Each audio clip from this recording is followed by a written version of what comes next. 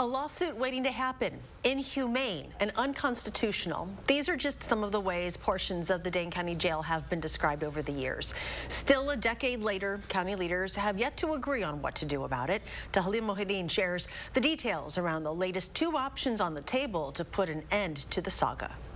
Dane County Sheriff Kalvin Barrett and Executive Joe Parisi are back where they were in June. At that time, a referendum was not passed because many of the supervisors believed it could be funded without a referendum. 6 months later, that hasn't happened. And now the pair is asking the county board to And let the people decide. Wanting members to reconsider putting the jail consolidation project on the April ballot in a binding referendum and put an end to the years-long debate. What we're proposing and have been supporting is already a compromise that the sheriff has given a lot on. I mean, this is, just enough. There is another option on the table to close the worst and most outdated of the three buildings that make up the jail.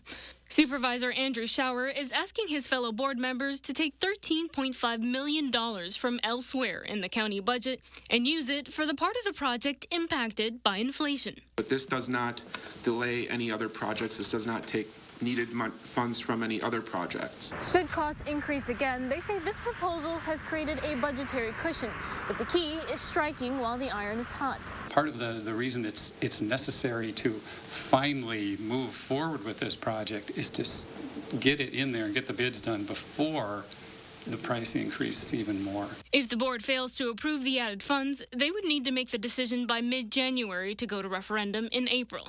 The current jail's consolidation proposal is for a 6-story building with 825 beds. The original was 7 stories with 922 beds. In Madison, Tahalim Mohideen, News 3 Now. Part of the most outdated building of the Dane County Jail has been closed since August, and dozens of residents are currently in other counties for housing.